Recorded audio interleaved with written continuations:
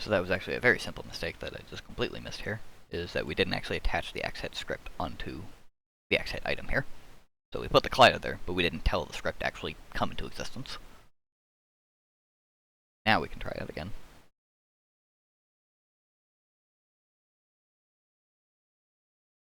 And boom, he disappears.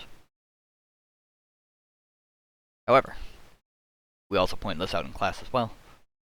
If you just walk into him, that also works. That shouldn't be the case. And if we think about why, or if we look at the scene view, we can kind of see why that's happening. Get the side view of things.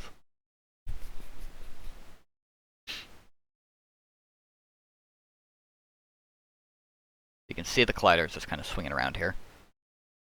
If we do this, the collider still touches the enemy, and it still causes a trigger.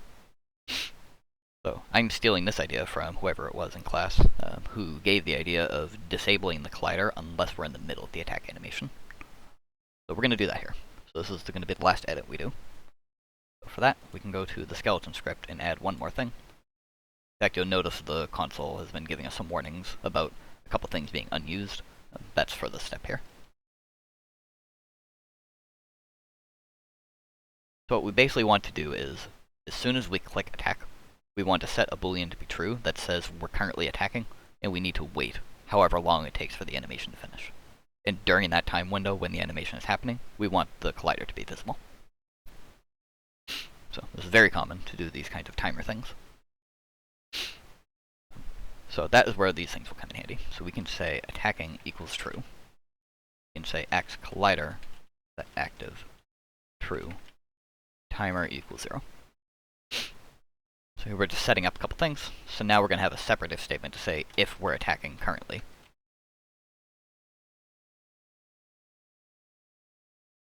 Then we'll do some logic down here. I keep typoing this. We'll also make the collider to be visible, and then the timer that we're going to use to count upwards, reset it to 0. So that way if we attack multiple times, it always goes back to 0. For the record, control up and down does this kind of line scaling one at a time thing.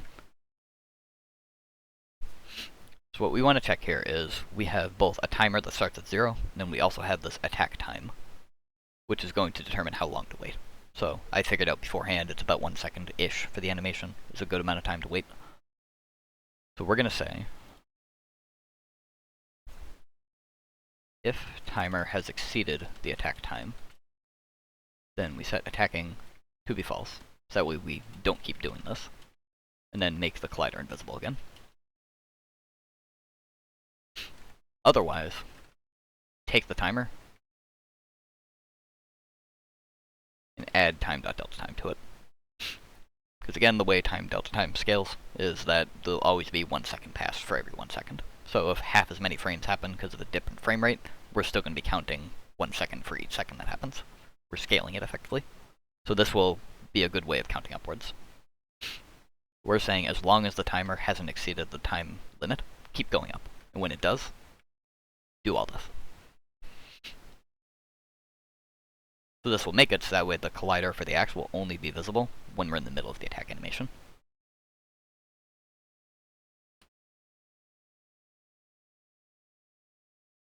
And we'll even see when we start moving around with the scene view here. You can see the collider is not there. Actually, hold on. We need to attach one more thing here somewhere. Ah yes, the skeleton. We couldn't do this earlier because these things didn't exist yet. The axe collider, we take that from the axe head object, because that's where the collider is.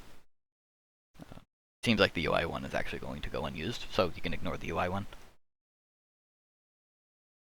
A lot of stuff to keep track of. But as we can see, actually select axe head specifically. You can see when we're walking around here, there's no collider, no green little box on the right thing. But when we attack, it's there, and it stays for 1 second. If we walk into him here and do whatever, nothing happens. As soon as we click and attack, then he disappears. So the main suggestion you could make to something like this is if we notice the fact that the very second you click attack when you're next to him, he immediately disappears.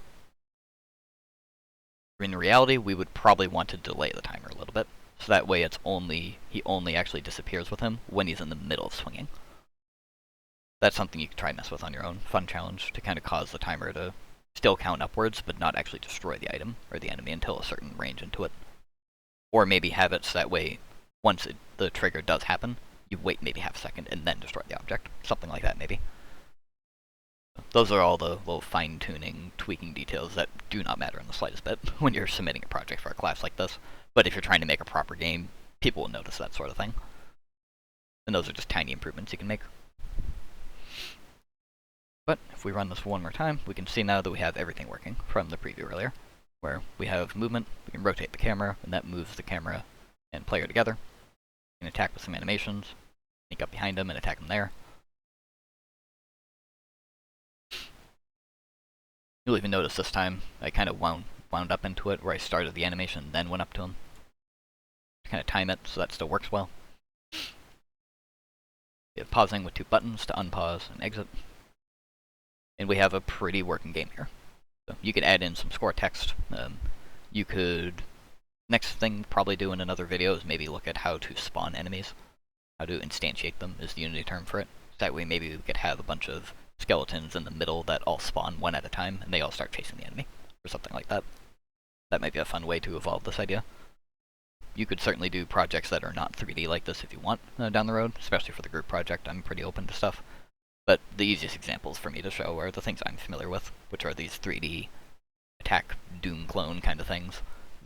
This is why it's such a common genre. Most people's first game is this kind of thing, because it's just kind of intuitive. Yeah, so this is the next little mini project. Take whatever you need from this. I would rather you not just copy this directly for Project 2 at this point. I would rather you take these ideas and put them onto different models in a slightly different environment, slightly different logic for things. The base ideas are the same, but not just a carbon copy. You know, want you to be creative a little bit at this point, actually get some ideas flowing. So, if there are any issues getting it running, let me know. I'll probably do another run through of this in class at some point.